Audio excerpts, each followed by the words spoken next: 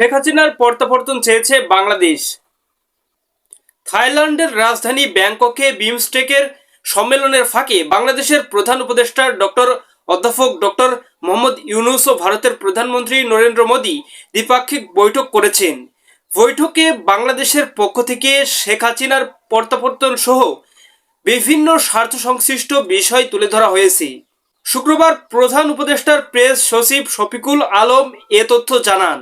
শফিকুল আলম বলেন, বাংলাদেশ ও ভারত দুই দেশের সরকার প্রধানের মধ্যে অনুষ্ঠিত বৈঠকটি অত্যন্ত গঠনমূলক ও ফলপ্রসূ হয়েছে। আমাদের সঙ্গে পারস্পরিক স্বার্থ সংশ্লিষ্ট সব ইস্যুতে আলোচনা হয়েছে।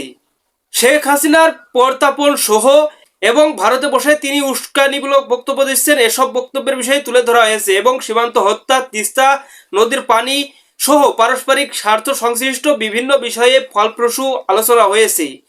অন্তর্বর্তীকালীন সরকার দায়িত্ব গ্রহণের পর প্রথমবারের মতো অধ্যাপক ইউনূসের সঙ্গে ভারতের প্রধানমন্ত্রীর বৈঠক হল। বঙ্গোপসাগরীয় দেশগুলোর আঞ্চলিক সহযোগিতা জোটের বিমস্টেক শীর্ষ সম্মেলন 2 থেকে 4 এপ্রিল ব্যাংককে অনুষ্ঠিত হয়েছে।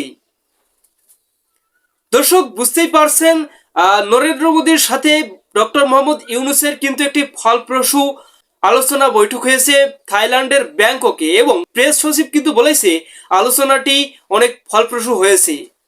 দর্শক, আশা করে যাই এই আলোচনার মাধ্যমে মোদীর চোখ খুলবে এবং তিনি একটি দেশের সঙ্গে শত্রুতা বাড়াতে চাইবেন না, এই কারণেই হাসিনার বিষয়ে গুরুত্বপূর্ণ সিদ্ধান্ত নেবে।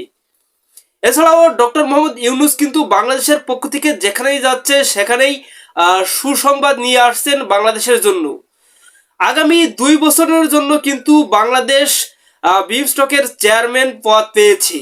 দেশের সর্বশেষ আপডেট নিউজ সবার আগে পেতে আমাদের চ্যানেলটি সাবস্ক্রাইব করে পাশে থাকুন। ধন্যবাদ সবাইকে। আল্লাহ হাফিজ।